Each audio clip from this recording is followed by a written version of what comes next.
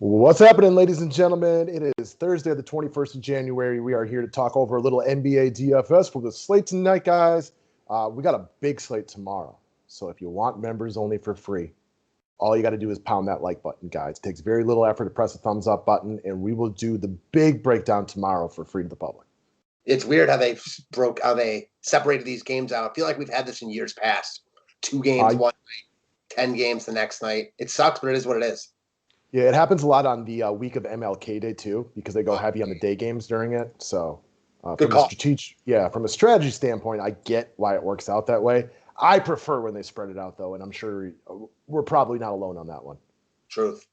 So, guys, all right, man, I'm ready to get into this one tonight for a 3-game slate. I like it. And today's show is brought to you by our friends over at Drafters, guys. I know we used to talk about them a lot more in the past. We are going to be significantly more active with them moving forward. They are going to be sponsoring a couple of the shows per week moving forward. I have a link to our Facebook group where we get Drafters drafts going down below. Anybody can join it. If you haven't signed up for Drafters yet, I got a link at the top of the Facebook group you can sign to join. Sign up on your own. We are just excited to get rolling with these guys again over here. Basically, it's live snake drafts all day long. Basketball, football, baseball, when it's active, we're ready to roll. And my favorite feature about them, and for you guys who are sometimes busy at night and can't do the late swapping, if one of your guys is out, like I picked Drummond the other day when he was questionable, and they auto-swapped the next available player for you if you do not have time to make that swap on your own. I remember playing head-to-heads with you, and that has definitely affected some of our matchups. Man, I'm psyched to get back into those drafts that we used to do, those head-to-heads. Man, getting me excited over here. And you definitely had me at snake drafts all day long. I didn't really pay attention to much after that. www.drafters.com. Guys, let's roll. We got our promotions for the way today, and they're pretty simple. So first and foremost, I have 175 likes today. Members only is free for the public tomorrow. Real easy to do. We'll get that one out a little bit earlier tomorrow. Press the like button. Not that difficult. But we did a contest yesterday with the comments. And I'd like to announce our winner is a guy named Jeremy Hosh, or Hesh. I don't really know how to pronounce your last name, sir.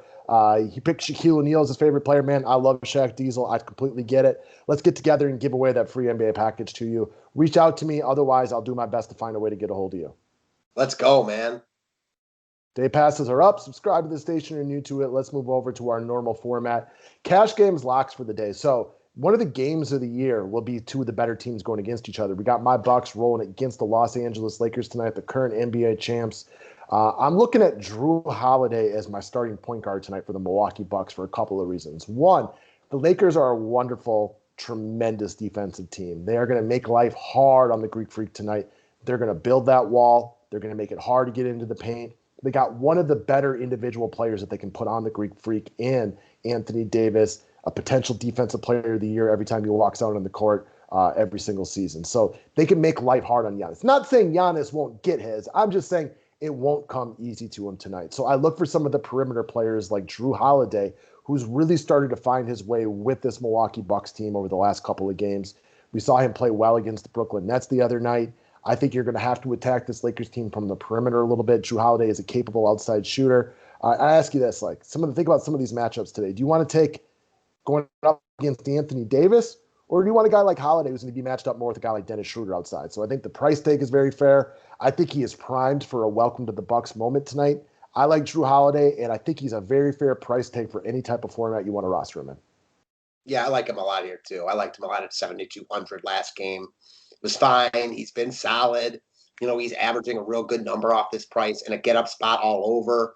I like Drew a lot as well. He just looks like a solid play at 6,600 on a slate that has good plays all over, but it's not a slate like last night where we've got 10 games with multiple, with tons of guys in play all over.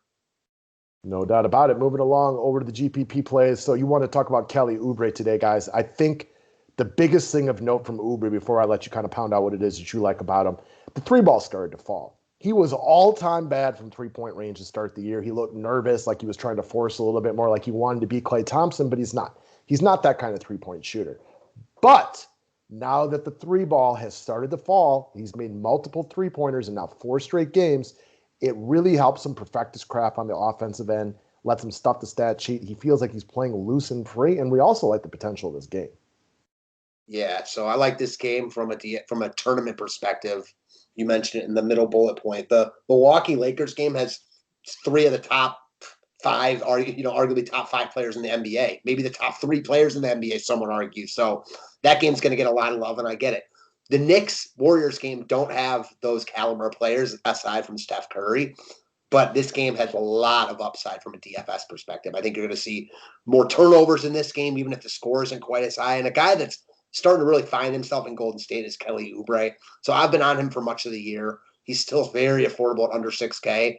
And this is the Oubre, we know and love. 26 plus in 5 straight. He's got 34 plus in back-to-back games. He just looks good right now. They're on the heels of a back-to-back they played last night, but didn't have to play stressful minutes. They rolled on the Spurs. They're coming off 2 nice wins. No travel either. No travel. So Golden State's coming off 2 nice wins in LA and against San Antonio last night. New York's also coming off 2 nice wins. They beat Boston in Boston, and they beat Orlando. So kind of like you talked about with Detroit and Atlanta, I also look at this game as a game both teams think they can win, a get-up spot kind of from both sides. I like this game all over it. Under 6K, Oubre is a lock for me.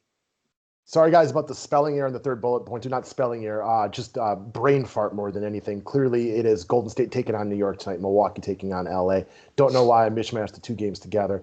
Speaking of the New York Knicks, though, the mutual play of the day, I feel Julius Randle very much like Nikola Vucevic from last night. Maybe not quite as highly owned, but very much in the same type of mindset, the same type of player. What I mean by that is I kind of expected him to be closer to the mid-9s today based on the matchup, based on what I expected out of him.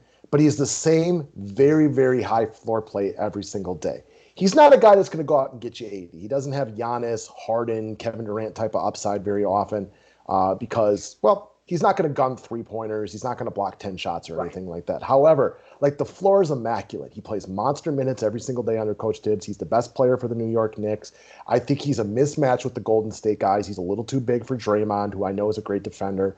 Wiseman's still a very young man who doesn't play a lot of minutes in the middle. So I think he's in a good spot for today. He's coming off a multiple days rest. The only knock on Randall, he plays tomorrow. But I think this is the kind of game where I don't care because I expect it to be competitive. I expect Thibodeau and the Knicks to play to win this game, just like I expect the Golden State Warriors to play this game. So as long as it's competitive, which we expect it to be, Randall should see his typical upper 30s minutes, possibly even more if it's super competitive from the jump. I like the price point. I might potentially play him in every single lineup tonight.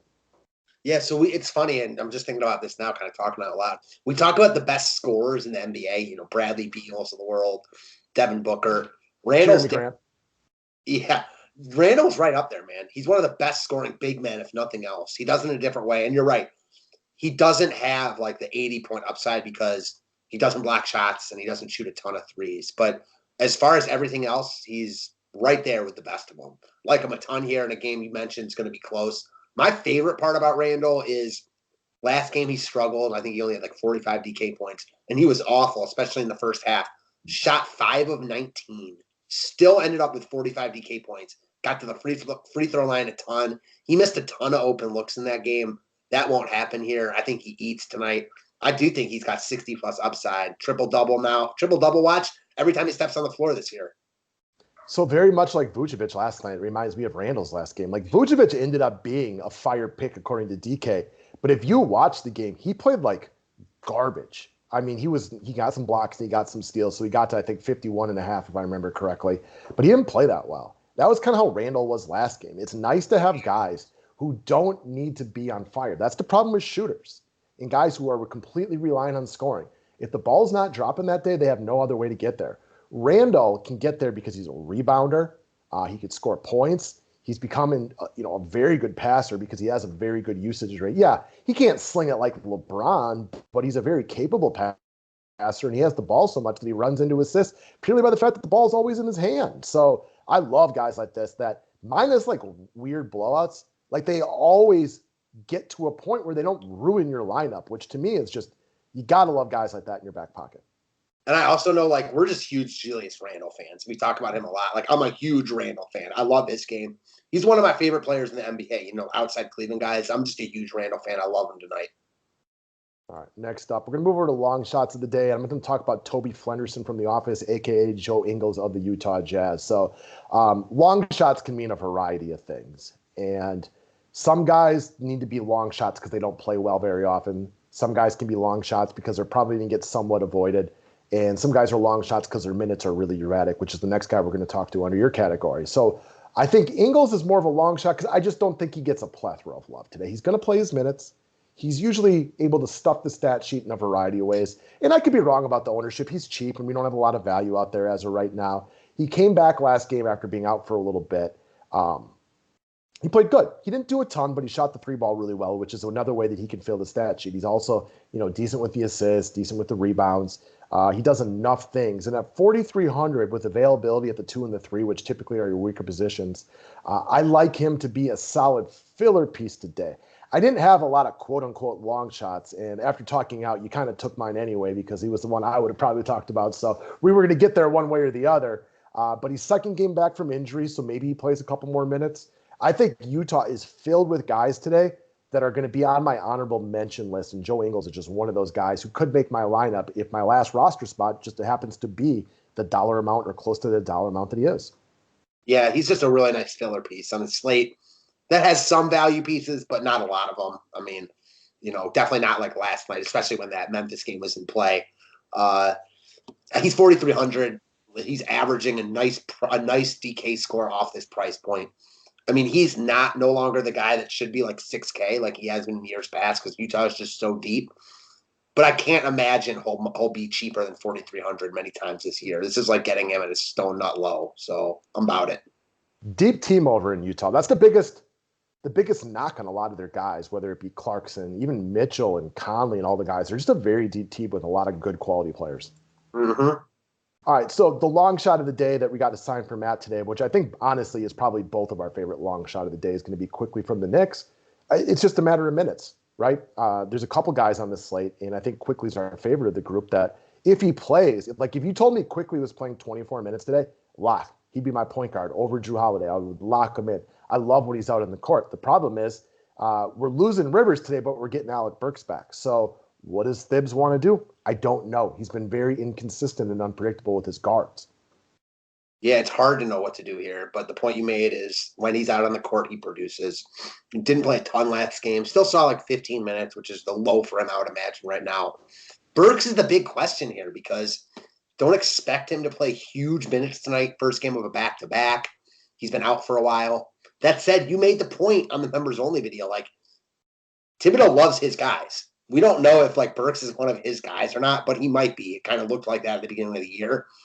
Also won't be shocked if Burks plays 30 minutes. Still think there's room for Quickly here. The good thing for me is he's 4,100. So assuming he plays that 14, 15 minutes at least, I still think he can get you 20, which isn't doing you a ton, but it's not killing you. And then he's obviously got upside for much more, especially if you think this game, if you don't love this game like we do and you think it could get out of hand from one side or the other, I'd definitely be looking at Quickly in that scenario as well. I think for me, Quickly is the guy that might have, to me, the most upside and downside today. And this is also another guy that if Burks is back today, it's not impossible that he plays 8 minutes. It's not. However, it's also not impossible he plays 28 minutes today. So you got to be willing to eat the potential downside, know the risk when you're going in, but also that's where the potential upside and reward come from. You don't have to go any further into the past to see that Quickly is very, very capable of monster upside. You look at the game log. You don't even have to scroll down to the previous 6 games. You just look at the last 4 and you've seen it. He's kind of a little lightning bolt when he's on there. We've seen him take away from Alfred Payton and play the entire fourth quarter. And because of the inconsistency with the guards, that's why he falls more into the long shot category. There are a couple of things to watch out for today and kind of maybe could help you know what you want to do with him. So right now, Austin Rivers is doubtful and Alec Burks is probable. If Burks probable turns into questionable and Rivers is out, Quickly turns into almost more of a cash game and GPP guy. However, if Rivers doubtful turns into he's going to give it a go and Burks has no minutes restriction, I would probably not even have the balls to play Quickly on this specific slate. So watch for those things. The likely scenario is Rivers is out and Burks plays, but those are both not for sure yet. So double check on that stuff. I agree with you. And I will say, like, man, he does remind me a lot of Bobby Portis and just in a lot of these points. Like, I think they're very similar in a lot of ways tonight. So are you risk averse? How much exposure do you want? Do you play 150 lineups? Maybe you play quickly in 25 of them. If you play one lineup, it's a risky roster. Do you want to put all your eggs in one basket? That's up to you. Some people are more or less risk averse, and that's how you have to. That's the hardest thing to describe to other people from a daily fantasy sports perspective. I cannot assign to you how risk averse and how many chances you want to take. I think most of you guys know Mr. Bellman is significantly more willing to take risks in long shots than I am. I play a lot of boring plays. You like Randall as a player, which is why you like him today. But if you look at his game logs, that's my type of fella right there, right? Constant, consistent production, but doesn't always show you 7 or 8 times upside on a very common basis. So that's on you guys to decide. Nobody can tell you how many risks you want to take on a daily basis. I will say Randall has showed that upside though this year. So I love him. You love him. Don't try to talk me off him here. No, he's my type. If you look at Julius Randle's game log, he is my type of guy. Like, I just love the consistency of that guy. I mean, it's one of the reasons that he makes my lineup a lot. The same goes for Vucevic yesterday. I love the consistency that he shows you. You know, you don't get the sexy home run pick out of him very often, but my God, like, you just don't roster those dudes. Like, guys that don't lose you money almost ever. I agree. You know, Sabonis is right in that mix too. Absolutely. Like, that was the other third guy I would have brought up in so many ways. Randall, Sabonis, and Vucevic are guys that you find on my roster a lot because they're highly replicable. I agree. For me, though, like, the thing about Randall is he hasn't been under 9K in like 2 weeks. So I know that he's coming off 3 games where, you know, he's gotten in the mid 40s, but he's like priced for that now. I think there is upside on his price tonight, which is just another reason I really like him. Sure. Do you know who the fourth guy I'm thinking of? He's a young gun. We talked about him a little bit today. He's on this slate. Do you know who the fourth guy who's starting to enter that category? I will if you give me a second. He plays tonight. Yeah, There's only 6 games. Zion. Very much the same thing. Very replicable game log. And the big thing about these guys is because they take consistent type of shots, right? Next to the basket. Zion, they don't have to shoot threes. I would just say Zion isn't there yet because, one, he shoots like no threes.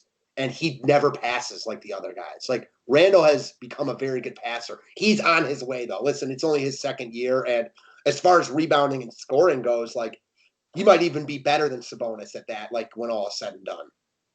Yeah, they're 20-10 guys who consistently do the same things. They get to the basket. They make their easy shots. They're not relying on shooting 12 threes a game or anything like that.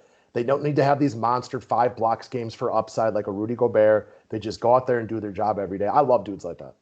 Yeah, Zion also is really, and all these guys are really good on the offensive glass, which helps them get their putbacks. All right, guys, that's it for today. Best of luck. Go win yourselves that money tonight. Pound that like button so we can do members only for free tomorrow. We'd love to participate and get that guys out to you. Website link is below. Go play Drafters, and we'll see you guys tomorrow. Thanks, guys.